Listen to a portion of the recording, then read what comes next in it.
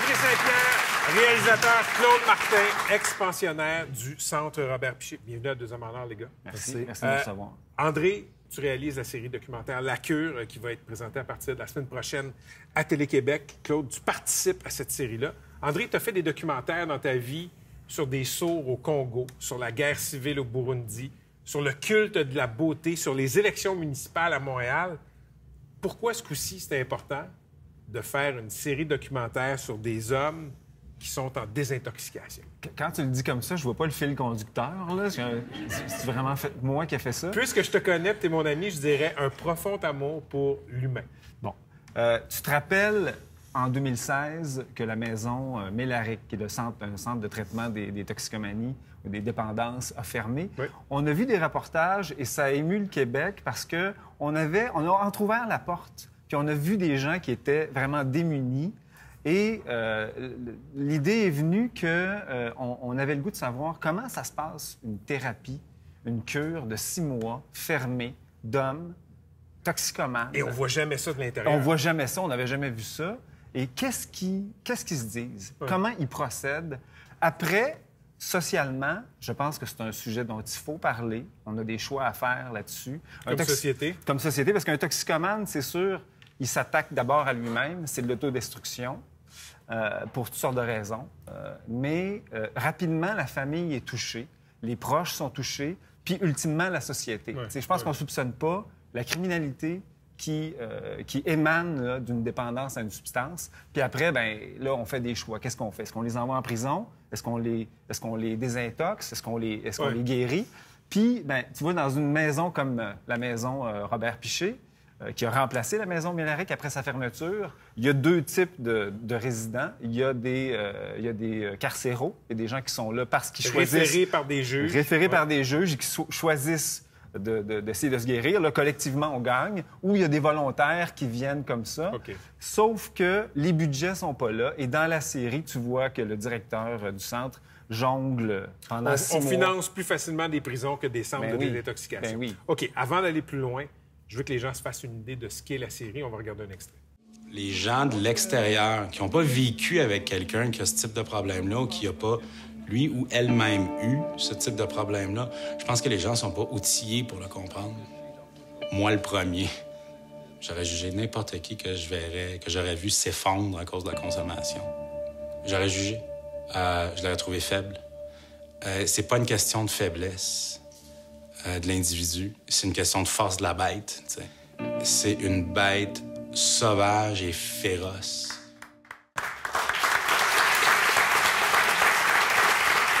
Claude, Alexandre, tu es un des protagonistes du documentaire. Il parle d'une bête sauvage, féroce. Il dit que c'est pas une question de faiblesse. Est-ce que tu es d'accord avec cette définition de la toxicomanie? Oui. Ça t'arrache tout ce que tu tiens. Tous tes acquis s'en allent un par un. Tes rêves, tes buts, ta famille, ton argent, tes actifs, peu importe, ça disparaît un après l'autre. Toi, ton poison, c'était surtout la cocaïne. Comment la consommation dominait ta vie? Elle dominait sur tous les plans.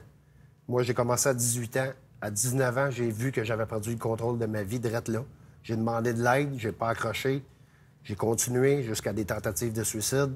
Ensuite, j'ai fait une thérapie. J'ai pris un petit bout, on est retombé. Puis après ça, j'ai parti sur une chute de 16 ans. Mais là, j'étais en train de vraiment m'effacer. Puis c'est ça. Il n'y avait plus rien pour m'arrêter, même pas la police. Qu'est-ce que tu veux dire, il n'y avait plus rien pour m'arrêter? C'est de désespoir. Tu te sens, excuse le mot, mais de la marde. Tout t'explose à travers ton environnement. Ta fille te regarde avec les yeux pleins d'eau. Excuse-moi, là, mais ça vient me chercher. Puis c'est ça. C'est surtout ça. Tu perds tout ce que tu aimes, puis tu te perds toi aussi. Puis c'est la honte aussi. C'est la honte, la culpabilité, c'est tout ce qui est pas bon vient te chercher, puis après, essaye de relever une fleur que tout le monde a pilé dessus, ben ça y en prend des tuteurs chaque côté. Puis c'est ça qu'il faut que tu trouves un jour ou l'autre, sinon la fleur s'éteint. Et là, après 3 décennies de consommation, t'es allé à cette cure qu'André a filmée, et là, t'es sobre depuis... J'ai fait 11 mois et 2 semaines. J'ai eu une petite échappatoire, puis je m'ai repris grâce à la thérapie, que j'ai pu cerner mon problème c'est quoi que j'ai pas fait de correct pour arriver là. Sans cette thérapie-là, où tu serais aujourd'hui? Mort. Honnêtement, il me restait 20 jours à peine avant de rentrer, là, j'étais fait. Avant de mourir. Oui. Si je rentrais pas le 5, comme on m'avait dit, ça te prend 500 $ de dépôt. Puis j'ai dit, je ne l'ai pas, parce que d'habitude, un toxicomane, c'est rare que 15 000 $ à la banque. Parce qu'il consomme. Il consomme son à argent. mesure, oui. Il t'a plus rien. Puis moi, j'ai dit, écoute, si tu me prends pas, c'est terminé, j'arrête tout ça là. Elle a dit quoi? J'ai dit, je ferme la switch. Elle a dit, OK, viens-t'en. Puis c'est comme ça que j'ai rentré. Ils t'ont laissé rentrer même si tu n'avais pas le cash. Oui, oui. Puis évidemment, quand on vous envoie en prison, il n'y a personne qui te demande, as-tu de l'argent pour payer pour ta chambre en prison? Ben moi, j'ai jamais été en prison. Je comprends. J'ai Mais il y a plein des gars qui font des allers-retours entre la prison, le centre de désintox, etc. Puis c'est surtout pas là qu'ils t'apprennent à parler de tes émotions. Non. de chercher tes blessures d'enfant. Puis c'est pas là que tu règles ton problème de dépendance ou de consommation, parce qu'il y en a de la dope qui circule en prison. Tu as filmé ces gars-là pendant des mois. Et là, les gens qui te regardent, parmi eux, là, il y a des gens qui vont dire « Ah oui, c'est ça, les blessures d'enfance. Là. Si tu veux arrêter de consommer, tu peux arrêter. » Qu'est-ce que tu réponds à ça? Un dépendant, c'est pas, ou un toxicomane, c'est pas une créature spontanée. T'sais, que tu le prennes comme tu veux, c'est sûr qu'il y a un mal de vivre. Il y a des gens qui avaient des profils socio-économiques différents là-dedans. Il y a des gens qui avaient des bonnes éducations, qui avaient pris des cours de piano, qui avaient des parents qui étaient là. Il y a un mal de vivre, ça arrive. D'autres, souvent, c'est des traumatismes d'enfance. C'est de la maltraitance, des abus, de la violence. Il y a un gars qui nous a raconté que lui, son beau-père l'a agressé sexuellement pendant 10 ans, jusqu'à ce qu'il se révolte puis en parle à sa mère finalement.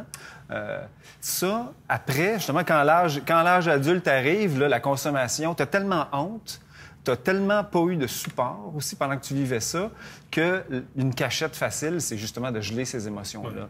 Et bien, dans les thérapies, dans les cours thérapeutiques qu'on a pu suivre, là, les cours de groupe, là, tu vois que tranquillement, les gars dégèlent et vont fouiller là-dedans. Vont voir qu'est-ce qui est arrivé. Nommer la blessure. Nommer la blessure en groupe, devant tout le monde.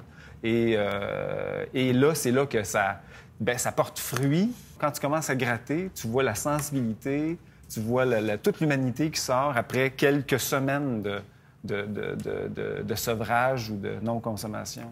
Claude, t'es pas obligé d'être ici ce soir à visage découvert. T'étais pas obligé de te montrer dans le documentaire La cure d'André Saint-Pierre. Pourquoi t'as accepté?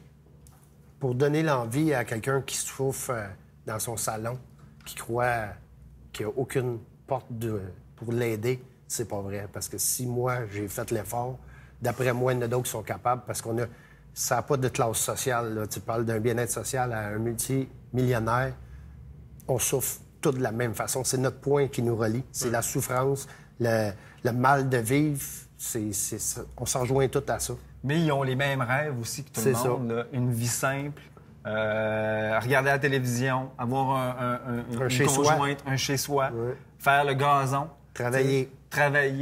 Et tout ça est bouleversé quand tu veux juste prendre de la coke ou boire ou sniffer. La bête féroce t'empêche de réaliser ces rêves-là. Mais il y a le moyen de s'en sortir. Il y en a qui fonctionnent, qui sont capables de peut-être pas fauner, mais sont capables de fonctionner en société. Mais quand tu rentres dans la dépendance intense, là, le mal de vivre, la honte, la culpabilité, là, la roue s'enchaîne. Tu consommes parce que tu fais le mal, tu fais le mal parce que tu consommes. Et c'est une chaîne qui n'arrête jamais tant que toi, tu ne fais pas un stop. Si plus de gens avaient des meilleures enfances, si plus de gens étaient plus aimés enfants, est-ce qu'il y aurait moins de toxicomanes? Je sais pas. Je peux pas parler pour les autres, mais c'est sûr que ça l'aiderait. C'est comme... Aujourd'hui, ils veulent légaliser le pot. Oui, ça va rentrer de l'argent dans les caisses, mais les profits devraient mettre des maisons de thérapie parce que vous allez en avoir bien plus. Ça, c'est sûr. La schizophrénie, ça part du pot aussi. Là. Claude, ça fait presque 1 an que tu es sorti de ce centre de désintoxication, que tu es sobre. Qu'est-ce que je te souhaite pour la prochaine année? De continuer à être sobre. Juste ça? Oui. Ça va régler tout le reste. Je vais avoir mes rêves, je vais atteindre des objectifs. Sinon, oublie ça, tout s'éteint. Bravo pour le docu, bravo pour la sobriété. Merci. Merci, les gars. C'est jeudi prochain que ça commence, 20h, La Cure à Télé-Québec. Merci. Merci beaucoup. Je lève mon verre d'eau à ta sobriété.